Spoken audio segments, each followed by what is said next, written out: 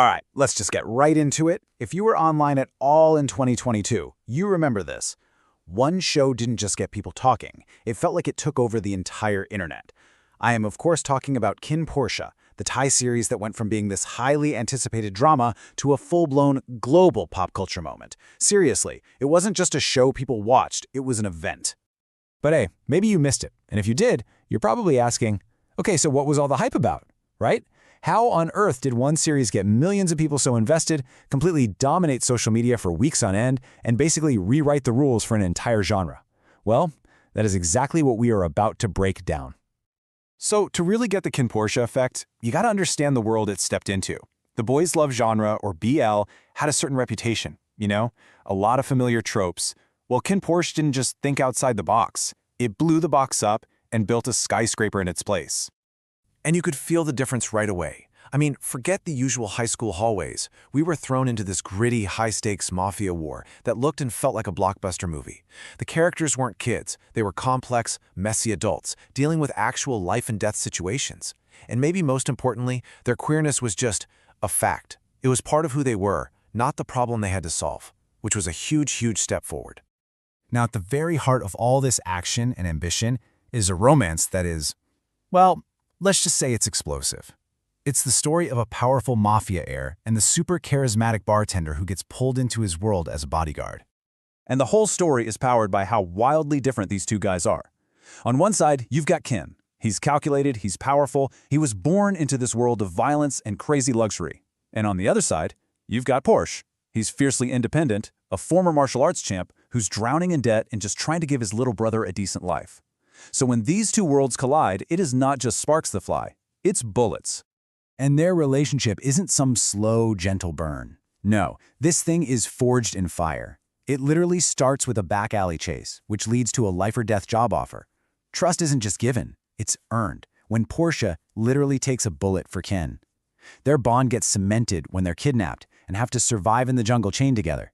Every step is just more intense than the last, building up to this huge confession that feels completely, totally earned. But here's the thing, the brilliance of Kin Porsche is that the main story, that's just the start.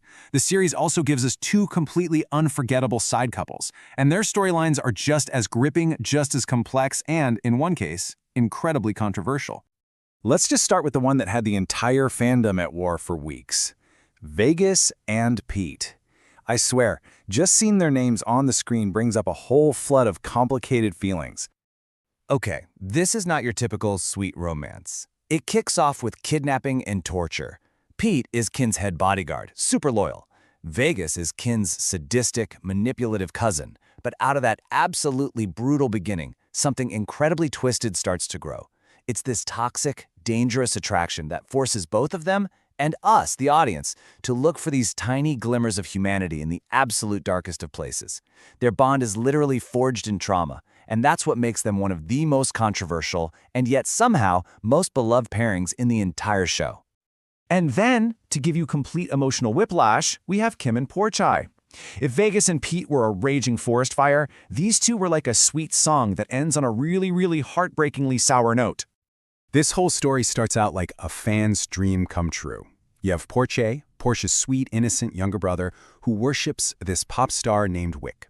But, and it's a huge but, Wick is secretly Kim, Kin's ruthless younger brother who's investigating the family. Kim gets close to Porsche just to get info on Porsche, but their shared love for music creates this genuine, sweet connection. The tragedy, though, is that it's all built on a lie. And when Porsche finds out the truth, it is absolutely devastating. And the show just leaves their story there, painfully unfinished. Now, it's really important to note that Kin Porsche was already a super popular web novel before it was a show. And adapting something that already has a huge dedicated fan base, that is always a massive challenge. So the creators had to make some pretty intentional and very significant changes.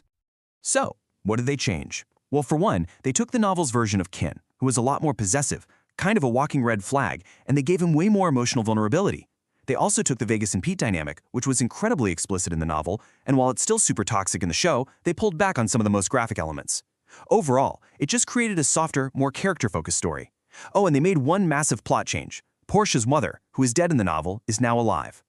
So you take all of that, The high production, the intense relationships, the smart changes from the book, and it all fuels this massive global phenomenon. But with that kind of success came some really intense debates, and what we're left with is a truly complicated legacy. Yeah, in just 14 episodes, Kin Porsche became a worldwide obsession.